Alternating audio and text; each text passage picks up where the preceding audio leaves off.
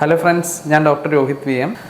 Stroke എന്ന് പറഞ്ഞാൽ നമ്മുടെ തലച്ചോറിലേക്കുള്ള രക്തപ്രവാഹത്തിൽ തകരാറ് വരികയും അതിനുശേഷം ശരീരത്തിൻ്റെ ഒരു വശം തളർന്നു പോവുക, സംസാരശേഷിയിൽ ബുദ്ധിമുട്ട് വരിക, കൈയിനും കാലിനൊക്കെ ചലനത്തിൽ പ്രശ്നങ്ങൾ വരിക. ഇത് പ്രധാനമായിട്ട് ബാധിക്കുന്നത് തലച്ചോറിനെയാണ്. തലച്ചോറിന് രണ്ട് വശങ്ങളുണ്ട്, ഇടതുവശവും വലതുവശവും. വലതുവശത്ത് സ്ട്രോക്ക് സംഭവിക്കുമ്പോഴാണ് നമുക്ക് ശ്രദ്ധ, അതുപോലെ തന്നെ ഓർമ്മശക്തിയിലൊക്കെ പ്രശ്നങ്ങൾ വരാറുള്ളത്.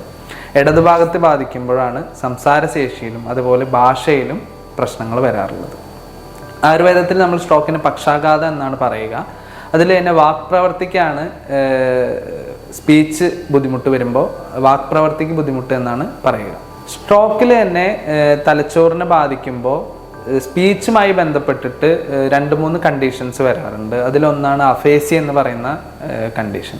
അതായത് തലച്ചോറിനെ ബാധിക്കുമ്പോൾ നമുക്ക് ചിലരുടെ നമ്മുടെ പേര് തന്നെ പറയാനുള്ള ബുദ്ധിമുട്ട്, അതുപോലെ തന്നെ ഓർക്കാനുള്ള ബുദ്ധിമുട്ട്, ചില കാര്യങ്ങൾ ഐഡൻറ്റിഫൈ ചെയ്തിട്ട് പറയാനുള്ള ബുദ്ധിമുട്ട്, സംസാരശേഷിയിൽ വരുന്ന ബുദ്ധിമുട്ടുകൾ, ഇതിനെയാണ് അഫേസിയ എന്ന് പറയുന്നത്.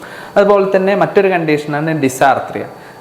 സംസാരം പുറപ്പെടുവിക്കുന്ന അവയവങ്ങൾക്ക് വരുന്ന ബലക്കുറവ് കാരണം സംസാരിക്കാനുള്ള ബുദ്ധിമുട്ട്. ആയുർവേദ ചികിത്സയിൽ തന്നെ നമ്മൾ പ്രധാനമായിട്ടും തലച്ചോറിനെ കോൺസെൻട്രേറ്റ് ചെയ്തുള്ള ചികിത്സകളുണ്ട്.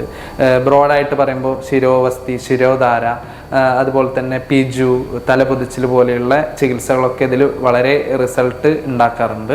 അതുപോലെ തന്നെ ജിഹ്വാലേഖനം എന്ന് പറയുന്ന ചികിത്സ, അതായത് നാവിൽ വാക്പ്രവൃത്തി വർദ്ധിപ്പിക്കാൻ വേണ്ടിയിട്ട് നിശ്ചിതമായിട്ടുള്ള ഔഷധങ്ങൾ, അതിനോടൊപ്പം തന്നെ തേനോ അല്ലെങ്കിൽ ഘൃതമോ അല്ലെങ്കിൽ വെള്ളമോ ചേർത്ത് നമ്മൾ നാവിൽ ചെയ്യുന്ന ഒരു പ്രൊസീജിയറാണ് ജിഹ്വാലേഖനം. ഇത് വളരെ എഫക്റ്റീവായിട്ട് സ്പീച്ച് തെറാപ്പിയോടൊപ്പം സ്പീച്ച് ഇംപ്രൂവ് ചെയ്യാൻ സഹായിക്കാറുണ്ട്.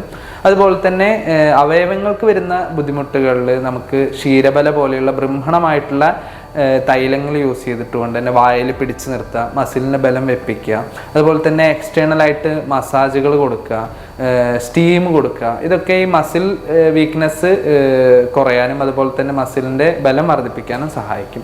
നമ്മൾ തലച്ചോറിന് ചെയ്യുന്ന മേദ്യമായിട്ടുള്ള ഔഷധങ്ങളും നമ്മളിതിൻ്റെ കൂടെ ഉള്ളിലേക്ക് കൊടുക്കാറുണ്ട്. അത് ചിലപ്പോൾ കഷായങ്ങളാവാം, ഗുളികകളാവാം, അതുപോലെ തന്നെ നെയ്യ്, മേദ്യമായിട്ടുള്ള തലച്ചോറിനെ ബൂസ്റ്റ് ചെയ്യുന്ന രീതിയിലുള്ള മെഡിസിൻസും ഇതിനോടൊപ്പം കഴിക്കുന്നതിലൂടെ സ്പീച്ച് ഇംപ്രൂവ് ചെയ്യാൻ സഹായിക്കും. ബ്രെയിനിനെ സ്റ്റിമുലേറ്റ് ചെയ്യുന്ന രീതിയിലുള്ള ചികിത്സകൾ സ്പീച്ച് തകരാറിലായ ആൾക്കാർക്ക് അത് ഇംപ്രൂവ് ചെയ്യാൻ സഹായിക്കും. Okay, thank you.